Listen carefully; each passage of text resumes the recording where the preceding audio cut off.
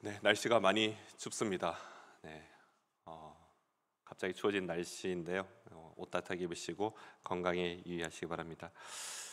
우리가 살면서 기쁨이라는 거죠. 기쁨. 참 기쁨이 우리의 삶에 어떻게 보면 살아가는 좀 힘이 되고 원동력이 되는 것 같습니다. 근데 만약에 이런 기쁨이라는 것이 우리의 삶에 없다면 우리의 삶은 과연 어떨까요? 아마도 사는 것이 사는 것처럼 느껴지지 않을 것 같습니다. 매일매일의 삶이 우울하고 걱정과 근심 그리고 짜증으로 가득한 그런 삶이라면요, 정말 살아가기 싫다라는 생각을 가지지 않을까 생각해 봅니다. 그러나 최근에 많은 사람들이 이런 기쁨을 잃어가며 살아가는 모습을 많이 보게 됩니다. 참 안타까운 거죠. 그렇기 때문에 기쁨은 우리의 삶에서 정말 중요한 요소입니다. 그럼에도 더욱이 믿음의 성도들이 잊지 말아야 할 것이 있다면요, 예배가 사라질 때 이 기쁨이 사라진다라는 것을 우리는 기억해야 합니다.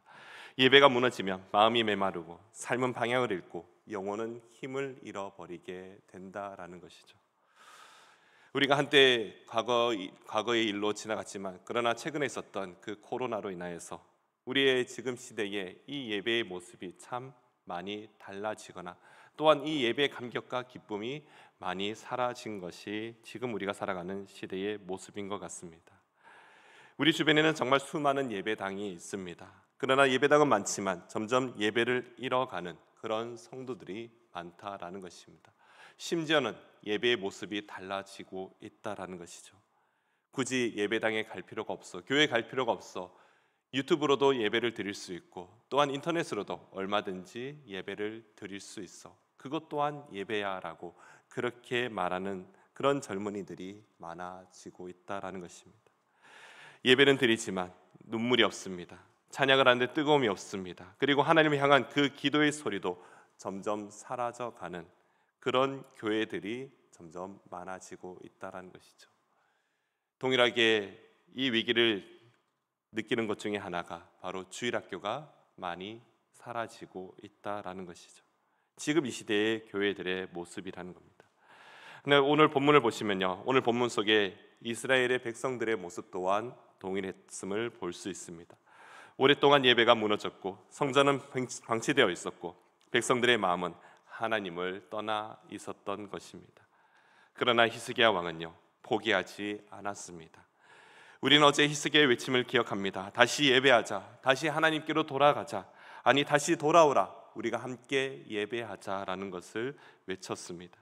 더욱이 하나님을 떠난 자들을 향해서도 동일하게 초대하는 그런 외침이었습니다. 그 결단을 통해 예루살렘에는 놀라운 변화가 일어나는 것을 오늘 본문에서는 우리에게 보여주고 있습니다. 특히 26절에 보시면요, 예루살렘에 큰 기쁨이 있었으며 또한 다윗의 아들 솔로몬 때로부터 이러한 기쁨이 예루살렘에 없었다라고 기록할 정도로 그렇게 기쁨의 예배가 지금 이곳에서 드려지고 있다라는 것입니다. 사랑하는 성도 여러분, 오늘 이 시간에 우리에게 주신 이 본문을 묵상하며 정말 참 기쁨이 어떻게 찾아올 수 있었는지를 우리가 다시 한번 살펴보는 이 시간 되기를 간절히 소망합니다. 이스라엘 백성들은 어떻게 그 기쁨이 시작되었을까요? 첫 번째는요, 예배의 기쁨, 정말 죄를 끊어내는 그 결단에서 시작했다라는 것입니다. 13절로부터 15절까지 말씀을 보시면요, 이스라엘 백성들은 자신들의 그 죄의 그런 성결하지 못한 그 모습을 어떻게든 끊어내려고 노력하는 것을 볼 수 있습니다. 예루살렘에 많은 사람들이 모였습니다. 그런데 그들이 예배를 바로 시작하지 않았습니다. 먼저 그 자신들이 가지고 있는 그 죄의 흔적부터 없애야 했던 것입니다. 예루살렘 성 안에 있었던 많은 우상의 제단들을 헐어버리고 하나님을 못 어겼던 불결한 도구들을 다 제거했습니다. 그 후에야 유월절을 준비했고 또한 예배가 시작되었습니다.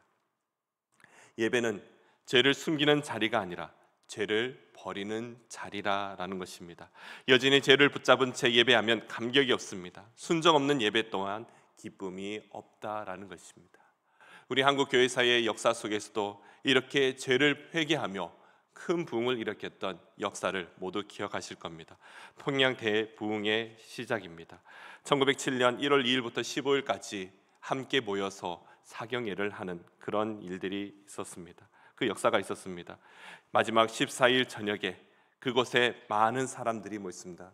추정기로는 한 600명의 성도들이 모여서 저녁에 기도회를 시작했습니다.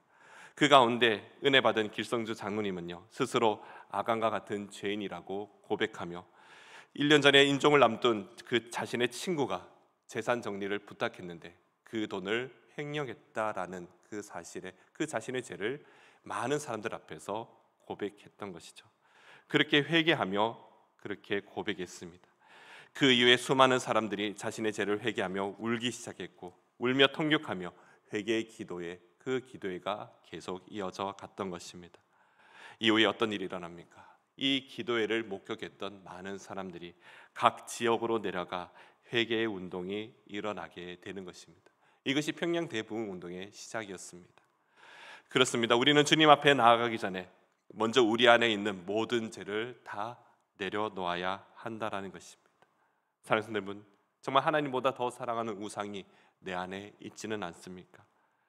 우리의 죄를 고백할 때, 그렇게 기도할 때 하나님께서는 반드시 우리의 기도를 들으시고 우리를 고쳐주신다라고 약속하시며 또한 그 역사를 우리에게 오늘 보여주고 계시는 겁니다. 예배의 참된 기쁨입니다. 그 기쁨을 누리기 위해서는요, 우리는 우리의 모든 죄를 끊어내는 그런 결단이 필요하다라는 것입니다. 그때에 하나님께서는요, 우리의 상황과 우리의 모든 것들을 다 변화시켜 주실 줄로 믿습니다. 두 번째는요, 하나님은 완벽한 예배보다 그 진심을 받으시는 분이시라는 겁니다.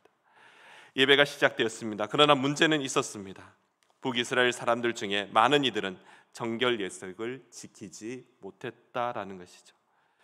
만약 율법대로라면 이들은 예배에 참석하지 못합니다. 참여하면 안 되는 상황입니다. 그때 히스기야가 하나님 앞에 기도합니다. 19절 말씀이죠. 19절에 보시면요, 결심하고 하나님 곧 그의 조상들의 하나님 여호와를 구하는 사람은 누구든지 비록 성수의 결례대로 스스로 깨끗하게 못하였을지라도 사옵소서 하였더니, 이 히스기야의 간절한 기도입니다. 그리고 성경은 이렇게 말씀하고 있습니다. 20절이죠. 20절 다 같이 한번 읽겠습니다. 여호와께서 히스기야의 기도를 들으시고 백성을 고치셨더라. 아멘. 이들은 율법대로 하지 못했습니다. 형식을 어긋나기도 했습니다. 형식은 부족했지만 그 마음은 항상 하나님께 향해 있었던 것입니다. 자격은 없었지만 하나님은 그 진심을 보신 것입니다. 예전에 사역하면서 교회에 잘 나오지 않던 청년들을 신방한 적이 있습니다. 어떤 한 청년의 말이 생각이 났습니다. 왜 교회에 자꾸 빠지냐고 물어봤습니다. 분명히 그 이유는 알고 있습니다. 바빠서 그렇고 늦잠 자서 그렇고 꼭 주일 예배 시간에 다른 약속을 많이 잡는 청년이었습니다. 그런 자주 빠지는 청년이, 근데 그의 친구의 변명이 이렇게 말합니다. 목사님, 아직 저는 온전히 예배 드릴 준비가 안 되었다라는 거예요. 자신의 믿음이 약해서 그 예배당에 나가는 것이 부끄럽다라고 이야기하는 것입니다. 전 참 변명이지만, 정말 그 변명으로 들렸지만 하나님께서는 이런 청년을 정말 기다리고 계시는구나라고 생각했습니다. 예배는 그렇습니다. 예배는 조건이 아니죠. 예배는 우리의 마음의 그 방향이 어디에 있느냐, 이것이 정말 중요하다라는 것입니다. 우리의 신앙의 방향 너무나도 중요합니다. 완벽함이 아니라 우리 마음의 중심을 받으시는 하나님이시라는 것을 우리는 꼭 기억해야 될 줄로 믿습니다. 마지막으로 이 참된 기쁨에는요, 하나님이 임재하실 때 그 예배에는 참 기쁨이 넘치게 됩니다. 오늘 본문의 예배에 참석한 이들 7일 동안 예배를 하며 찬양했습니다. 7일간의 예배는 정말 즐거움과 기쁨이 넘쳤습니다. 그러나 이들은 이걸로 부족했음을 이야기하고 있습니다. 그래서 그들은 스스로 7일을 다시 결단하고 7일을 더 예배했다라고 기록하고 있습니다. 스스로 그 예배가 너무나도 감격이 있어서, 기쁨이 있어서 7일을 더하여 14일 동안 이들은 그렇게 찬양하며 예배한 것입니다. 성경은 이 모습을 이렇게 기록하고 있죠. 26절 말씀 우리 초기에 봤었는데요. 26절 말씀 다 같이 한 번 더 읽어보도록 하겠습니다. 예루살렘에 큰 기쁨이 있었으니 이스라엘 왕 다윗의 아들 솔로몬 때로부터 이러한 기쁨이 예루살렘에 없었더라. 그리고 27절에 이렇게 기록합니다. 그때에 제사장들과 레위 사람들이 일어나서 백성을 위하여 축복하였으니 그 소리가 하늘에 들리고 그 기도가 여호와의 거룩한 처소 하늘에 이르렀더라. 사랑하는 성도 여러분, 이것이 예배입니다. 예배는 우리의 힘으로 끝나는 것이 아니라 하나님의 응답으로 마무리가 되는 것입니다. 예배는요, 정말 참 기쁨이라는 것을 우리는 꼭 기억해야 하는 것입니다.